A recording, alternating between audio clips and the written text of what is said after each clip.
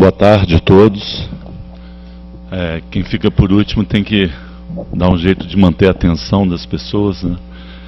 Fazer as pessoas ficarem acordadas, que ao contrário do que o Gruzin pensa, aqui no Brasil comer uma feijoada dá mais sono em vez de despertar, né? Eu não vou repetir os agradecimentos e os louros que eu acho que a Simone já apresentou no início, né? Apenas dizer que é uma alegria partilhar da convivência do Eric no programa de pós-graduação da UERJ, assim como outros colegas que estão aqui presentes, como a Fátima, mas o Eric particularmente, porque além de um colega, de um mentor intelectual, é um grande amigo, e é graças a ele que todos nós estamos aqui. Então eu só queria, para abreviar, reforçar essa menção. Tá? Fico muito alegre também da gente estar iniciando parcerias com novos interlocutores, especialmente com os estrangeiros que aqui estão, e queria lembrar que essas parcerias devem se estender também por outros campos e outras atividades, como por exemplo para os bares, quando terminar esse encontro, esperamos poder continuar essas conversas. Eu vou quebrar o protocolo totalmente, eu resolvi mudar completamente a minha fala a partir das dinâmicas que foram ocorrendo ao longo desses dias e especialmente pelo dia de hoje. E eu vou começar aproveitando esse piano aqui, tá? E queria começar tocando um primeiro movimento de uma peça erudita, que eu não vou dizer qual é, mas vocês vão reconhecer, e a partir daí a gente vai continuar, tá bom?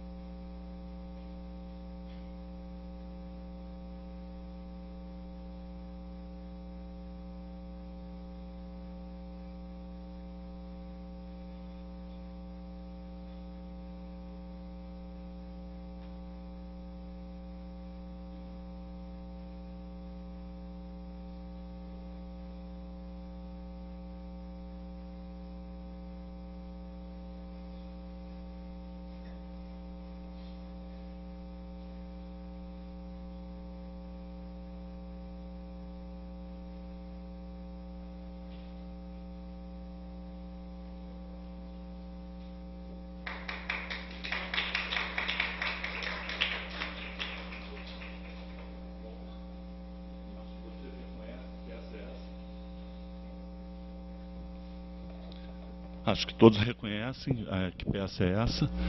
É a peça 4 minutos e 33 segundos, do John Cage. O primeiro movimento foi executado nessa sala, com esse público distinto apreciando. Por que eu estou fazendo essa citação a John Cage? E por que eu propus esse primeiro movimento dessa peça? Porque eu acho que essa proposição, quer dizer, quando o John Cage apresenta essa composição, há muitos sentidos possíveis para serem explorados nessa peça, mas nesse contexto particularmente me interessa, com essa execução, tentar fazer esse ambiente que nós estamos presentes agora falar.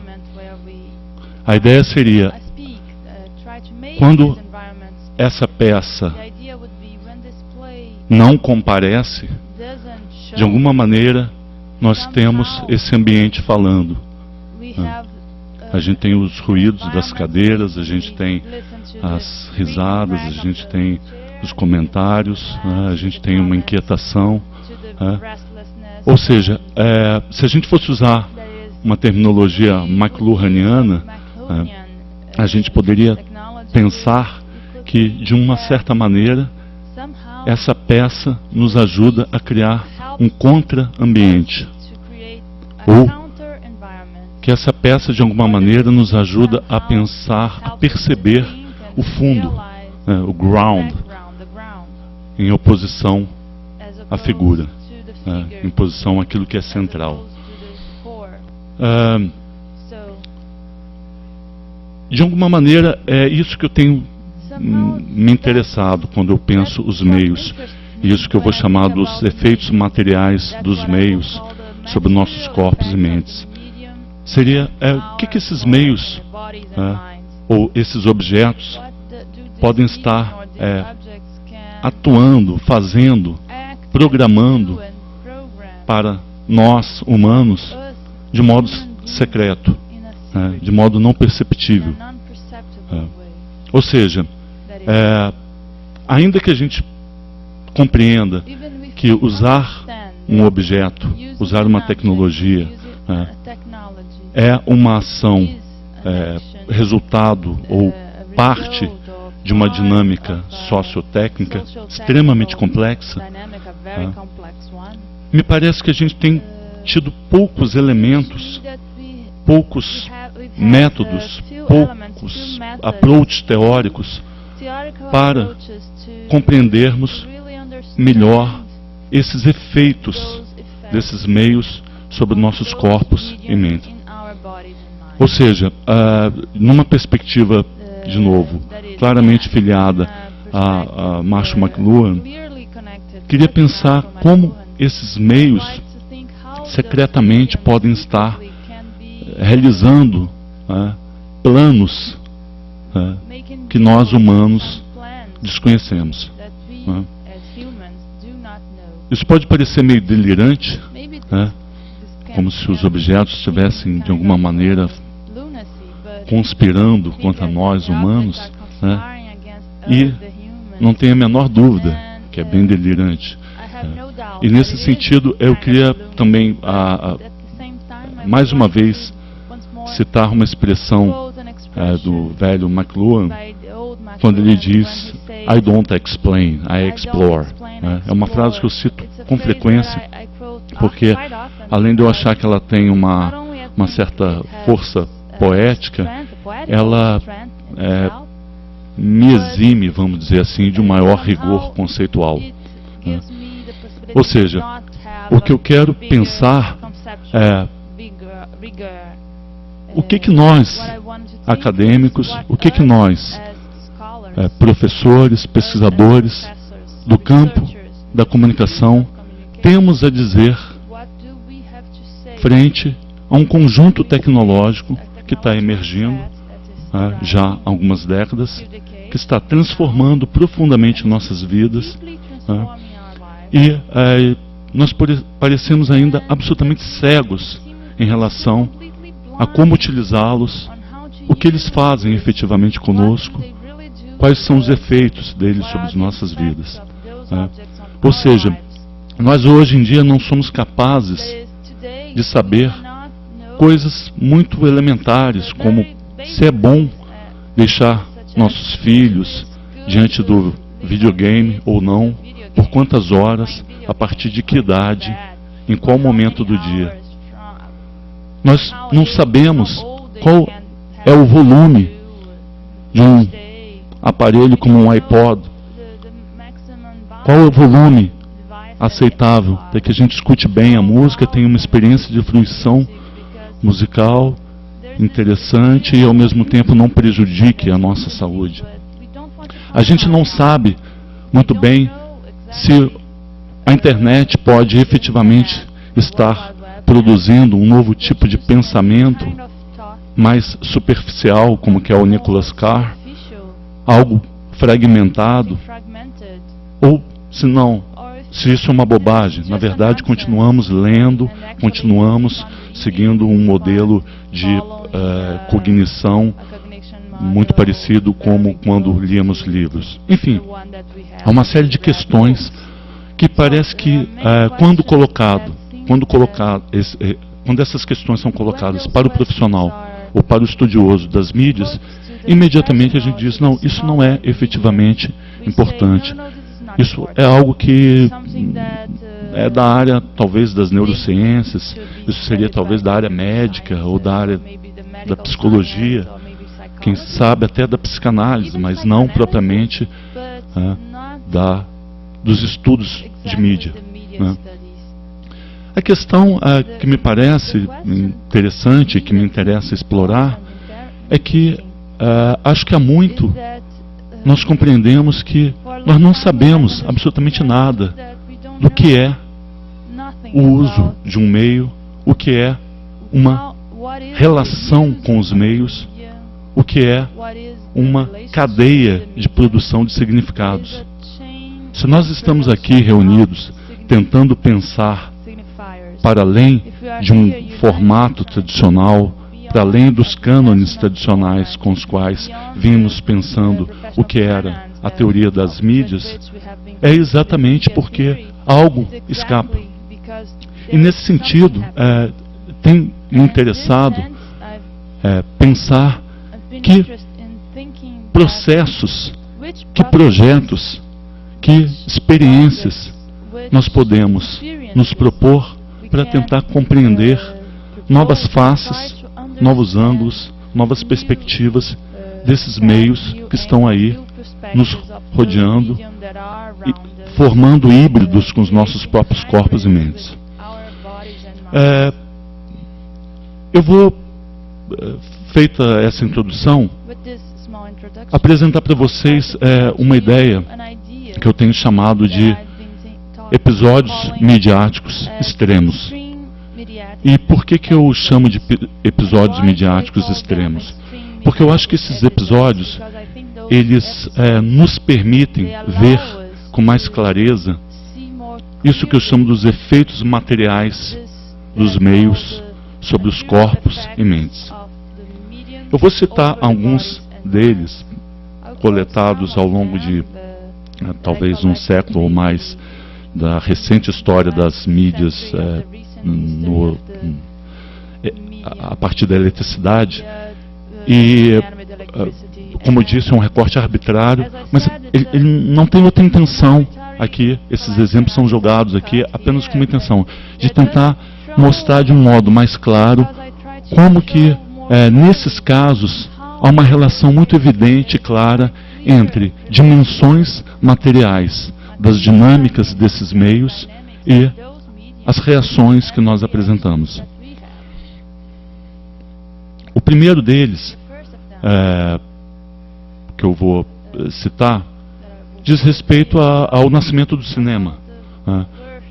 Todo mundo aqui já ouviu falar também naquela situação algo anedótica, que foi quando os irmãos Lumière começaram a apresentar seus primeiros filmes, e tem aquela clássica cena da locomotiva, do trem chegando na estação, e conta-se que as pessoas assustadas teriam ficado assustadas, e algumas inclusive saído do ambiente, com medo daquele movimento, o que certamente é um exagero, mas é bem plausível que, diante de uma imagem em movimento, considerando o contexto também, o ambiente no qual aquilo era apresentado, tem acontecido para algumas pessoas um certo estranhamento, um certo desequilíbrio, quem sabe. Era comum sessões nas quais as pessoas ficavam em pé, às vezes escurecido com um pedaço de pano, enfim, situações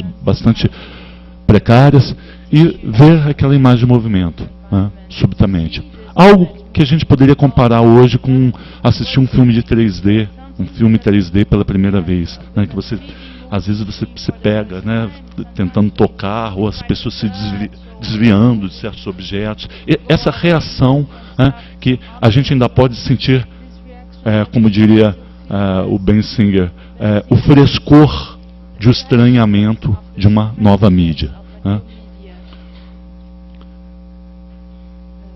O segundo episódio midiático extremo que eu queria citar ocorre em 1938. Também conhecidíssima transmissão radiofônica concebida por Orson Welles, baseada na obra Guerra dos Mundos, do Wells, e foi transmitida pela Rádio Columbia. Todos conhecem também esse episódio, também algo bastante anedótico, dá conta de que algumas pessoas tiveram reações entre o pânico, né, e o desespero, e o trabalho artístico ou performático que a gente pode destacar do Orson Welles teria sido exatamente a compreensão de que, para tornar verossímil aquela transmissão, ele precisava criar uma série de ambientes sonoros específicos. Então, quando a notícia era dada pelo rádio, tinha uma sonoridade, tinha uma sonoplastia. Quando entrava um repórter, supostamente ao vivo, né, noticiando o trânsito que estava se formando, com as pessoas fugindo de casa, aquilo tinha um som de um ambiente aberto. Enfim, é o conjunto dessas expressões sonoras, né, que criam esse impacto. Quer dizer, a uma certa altura as pessoas já não estavam nem prestando tanto atenção na mensagem, propriamente no conteúdo, e mais impactadas por esse conjunto de elementos, né, sonoros em composição. Terceiro episódio midiático extremo. Em 1957, em um cinema em Fort Lee, em New Jersey, Estados Unidos, durante a exibição do filme Picnic, de Jay Logan, um filme de 1956, o publicitário James Vickery conduziu um experimento que ao final seria chamado de publicidade subliminar. Durante 6 semanas, Vickery apresentava mensagens publicitárias em meio à exibição do filme, de modo que tais mensagens não seriam percebidas conscientemente. A ideia seria que, ao exibir alguns pictogramas de maneira ultra rápida, com as mensagens "Hungry, eat popcorn", com fome, coma pipoca, e "Drink Coke", a visão consciente não captaria as mensagens publicitárias, mas uma visão inconsciente, não no sentido psicanalítico, mas não consciente, as perceberia, induzindo o público ao consumo, algo involuntário, dos produtos anunciados. Vickery afirmou que durante todo o experimento houve um significativo aumento das vendas da pipoca e de Coca-Cola no cinema, da ordem de 57,8% e 18,1% respectivamente. Último episódio midiático extremo que eu vou citar. Em 1997, um dos episódios midiáticos sistemas mais intrigantes ocorre no Japão. Ao exibir nas televisões o 38º episódio da série de desenho animado Pokémon, episódio que se chamava Polygon, o guerreiro do computador, e que se passava com o monstrinho Pikachu e seus 3 amigos humanos Takeshi, Satoshi e Kazumi, transportados para dentro de um computador, Pikachu, a fim de usar seus poderes elétricos contra um vírus-bomba, vibra suas bochechas em uma velocidade de 3 a 5 ciclos por segundo nas cores azul, vermelho e branco. Nesse instante, a relação cromática entre o corpo do Pikachu, amarelo, o fundo branco do ambiente onde se passa a cena e as cores da bochecha, vibrando em alta velocidade, parece ter sido responsável por deflagrar uma série de convulsões e malhas menores, como náusea e dores de cabeça, em uma escala massiva. Cerca de 10.000 crianças reportaram às autoridades médicas, familiares ou educacionais algum tipo de mal-estar naquele dia. O episódio em questão teria sido responsável por uma onda de males distintos, inclusive crises de epilepsia fotossensível, em crianças sem qualquer histórico desse tipo de problema. Vou pular aqui. O curioso é que a série Pokémon, na versão games, já havia provocado fenômenos parecidos. A Nintendo, criadora desse produto de entretenimento, vamos dizer assim, já havia apresentado no momento do lançamento do Pokémon na versão jogos, um aviso, um warning, que dizia literalmente o seguinte: aviso.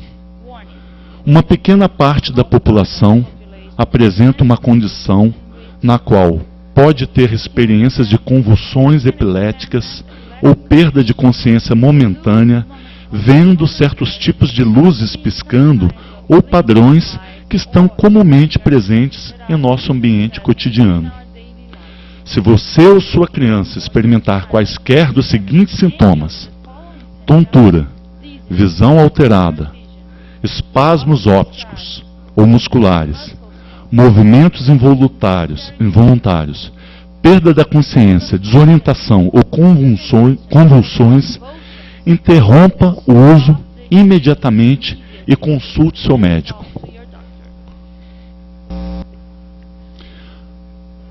Analisando esse aviso, alguns pontos seriam dignos de indagação e de atenção. Por exemplo, o que a Nintendo entende por, aspas, padrões de luzes que estão comumente presentes no nosso ambiente cotidiano, fecha aspas. Talvez no ambiente japonês, em Tóquio, essas luzes piscando e tal, seja uma coisa que ela vai dizer como ambiente cotidiano. E mais ainda, eu chamo a atenção para a estreita semelhança entre a descrição dos possíveis efeitos do game sobre parte da população e descrições de efeitos colaterais de medicamentos alopáticos. Volto aos termos: tontura, visão alterada, espasmos ópticos ou musculares, movimentos involuntários, perda da consciência, desorientação ou convulsões. Inclusive, com a sugestão da interrupção do uso imediato do game, caso algum dos sintomas se manifeste. E, nesse caso, a urgência na procura de um médico. Bom, por que eu estou citando esses casos? Porque quando a gente pega isso que eu estou chamando, esses episódios midiáticos extremos, de alguma maneira, me parece muito fácil de identificar que não é o conteúdo propriamente do meio que está produzindo uma afetação de ordem inesperada e tão expressiva, mas sim as relações materiais, físicas, que esses meios, nos seus processos, parecem gerar e imporem, de algum modo, aos nossos modos de funcionamento, enquanto corpos de base carbono, cérebro com determinadas características, sistemas perceptivos, etc.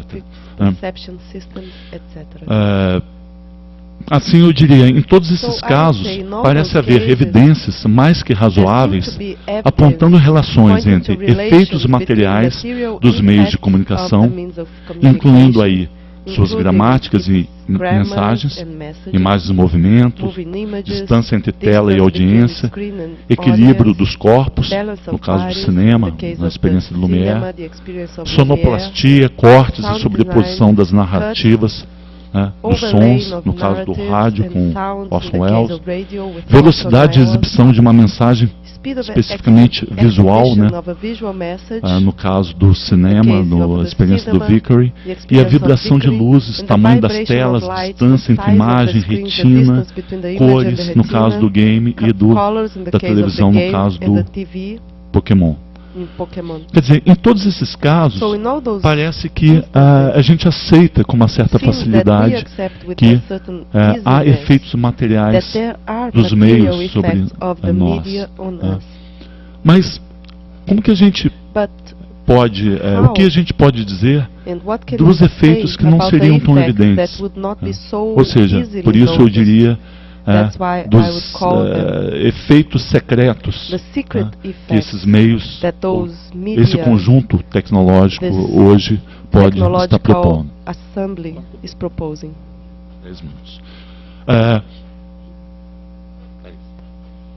Eu vou passar rapidamente, I will então, para quickly três then go to recortes dentro da nossa cultura, in our na contemporaneidade, three que scenarios in não our são nada culture that are evidentes not como evident poderiam ser as could os be efeitos evident, materiais the material no caso dos effects in the episódios case of the midiáticos episodes, extremos. the extreme Mas que mediatic episodes. eu queria partilhar com But I'd like to vocês share those apenas with para you que a gente possa pensar so that we né, can sobre esses think efeitos. about those effects. O primeiro eu vou The chamar first genericamente one, I'll de call imagens generic 3D in a general way as e 3D malhas images difusos. and diffuse Esse diseases. recorte, This ele está theoretical cut ainda diretamente ligado àquele is episódio still midiático extremo que eu directly related mencionei to that ainda há extreme pouco mediatic no caso do episode that I mentioned, fenômeno Pokémon. the case of Ah. Pokémon. Eu vou ler rapidamente. I will Voltando à read quickly. Nintendo, Going no back final to do ano Nintendo, passado, isso foi At the end of last year, that was 2011, 2011, com o lançamento dos aguardados, With the release perdão, 2010, com o No, lançamento dos 2010, aguardados jogos móveis em the 3 release dimensões of por the essa empresa, three-dimension mobile uma nova games by this advertência company, foi a new emitida warning acompanhando was as orientações sobre o uso desses together games. with the guidelines for Neste use caso, of those a preocupação games. teria In como this foco case, the processos worry would judiciais be que poderiam legal surgir, suits blá blá that blá. could Vamos be ao generated. que diz So let's go advertência. to what the warning says. assistir imagens 3D To watch por tempo 3D prolongado images for a long time pode resultar could em result efeitos in colaterais collateral sobre o effects desenvolvimento on the da visão development of the em sight caso de crianças in case até of 6 children anos. up to 6 Por isso, years of recomendamos age. fortemente That's why we recommend uma mudança strongly para o modo change de exibição 2D. 2D exhibit Na mode. verdade, essa preocupação em emitir this avisos é uma worry of forma de alguma including maneira, advices tentar evitar processos the way to judiciais. avoid né? legal suits, of course. E o curioso é que quase And todas it as is grandes curious empresas de that tecnologia almost all the large nesta área, que technology também companies lançam in games these e trabalham areas com that also have displays games, they work 3D with 3D displays and pra screens crianças, for. também emitiram All the advertências other companies also parecidas. released No caso, a similar Samsung, a Sony, a advice. Toshiba, Samsung, a Sony, Panasonic, Toshiba, Panasonic, todas adicionaram all of advertências them em seus added websites, advices to their alertando websites para possíveis danos da about visão possible damage em to crianças, sight em in crianças children expostas a imagens de exposed TV to e TV ou images games and 3D. or 3D games. Tem alguns outros episódios, There are mas que some são other quase todos episodes, repetição but dessa mesma they are temática. Eu almost vou all a pular, repetition of vou the same recortar thing. um I outro, will skip here and I'll go to que eu my vou chamar genericamente second de cut that I uso will de call in the generic telas way, variadas use of e o different aumento da screens miopia. and increase Tá. in myopia, nearsightedness. Um estudo é conduzido por In a pesquisadores study by situados na Austrália, in Ian Morgan e Australia, Catherine Rose, Ian Morgan apontam and um grande Catherine aumento da Rose, miopia em países they da say Ásia, there was a como great Singapura e increase in Japão, myopia in countries of considerando Asia, uma série de and fatores, Singapore dentre and os Japan, quais o considering a aumento do series número of de factors, horas including the dedicados a increase in the computadores number e of videogames hours pelos dedicated jovens. to computers and video games O aumento by da young miopia vem youngsters. sendo identificado em muitos The países ao increase in redor do myopia mundo, mas em has been Singapura identified in many atingiu countries around the índices world. However, alarmantes. in Singapore, Dados there are apontados pelos alarming rates. estudiosos revelam que Data by the 80% researchers dos reveal that rapazes com 80% 18 of anos boys recrutados of pelo 18 exército years of são age míopes, recruited by the army contra are myopic, and 25% há 30 anos atrás. 30 years ago. Algumas profissões que Some exigem visão professions that perfeita, require perfect como sight, policial, such as por police exemplo, encontram agora dificuldades now para are finding preencherem difficulties suas vagas. to fill their Há vacancies. ainda o aumento da There miopia is extrema, que pode Also, the levar à increase in cegueira. extreme myopia that could lead to Morgan e blindness. Rose contestam Morgan a and clássica Rose explicação genética para responder pelo go aumento da against the miopia nos países classical asiáticos, generical explanation apontando que as to respostas devem ser that the buscadas nas increase in mudanças dos myopia in estilos de Asian vida que countries should be ocorrem looked com a for emergência das in novas changes in tecnologias lifestyles midiáticas. that happen with the Como emergence of evidência, new cito mediatic o caso dos technology. jovens As an indianos que evidence, se they mudaram quote para the Singapura. case of the Desses, Indians na idade de that moved 18 to anos, Singapore. 70% são míopes, enquanto aqueles que continuaram na Índia com um estilo de vida diferente, a taxa de miopia é de cerca de 10%. Only 10% have myopia. Há esse mesmo fenômeno acontecendo no países no Ocidente, nos Estados Unidos, rapidamente. É um estudo publicado no fim de 2009, comparou as taxas de miopia nos períodos no início dos anos 70 e final dos anos 90 e começo dos anos 2000, demonstrando que houve um aumento da ordem de 66% dos casos de miopia, o que fez com que algumas autoridades médicas passassem a tratar a questão como uma epidemia. O curioso é que tem outros estudos, como por exemplo, um que eu sempre cito, do Green e Bavelier, o casal da Universidade de Rochester, que demonstram que o uso, a prática de games de ação, os games violentos especialmente, desenvolve uma labilidade visual, uma atenção, aumenta o campo, o foco dessa visão. Ou seja, esses jovens, eles veem estímulos ultra rápidos que aparecem nas extremidades das telas, e quem não joga não vê esses sinais. E o casal de pesquisadores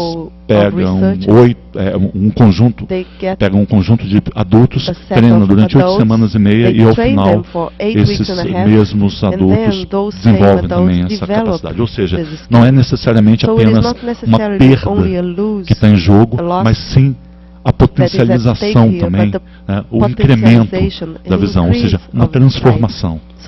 Isso eu gosto sempre de citar para deixar claro que eu não estou fazendo nenhum juízo de valor aqui a favor ou contra essas tecnologias. E finalmente o último exemplo que eu vou dar, também não vou ler, mas rapidamente, é o que basicamente o Nicholas Carr trata no seu livro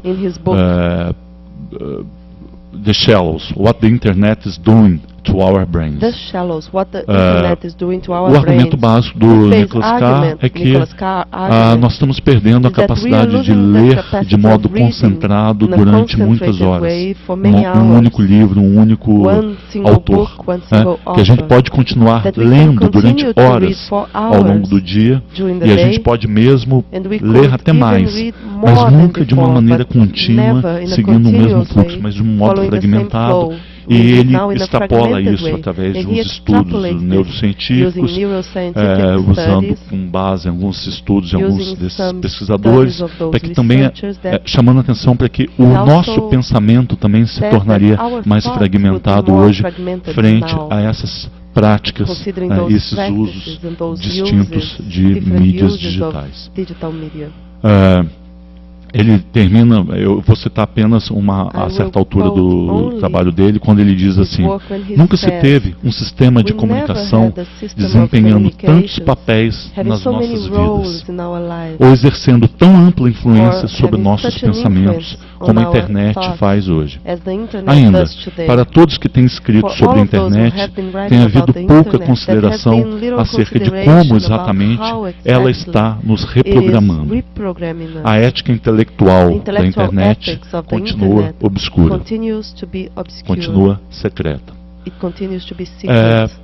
Essas ideias, elas, mais uma vez, remontam, traduzem de uma certa maneira aquilo que McLuhan dizia quando ele anuncia que o aparecimento de uma nova tecnologia implica sempre na reprogramação sensorial, em uma reprogramação sensorial. Nesse sentido, eu queria chamar a atenção que eu penso que McLuhan talvez ele tenha sido um primeiro pensador da complexidade dos meios, Ivan Laletre. Eu, inclusive, de alguma maneira, incluiria McLuhan como alguém que hoje nos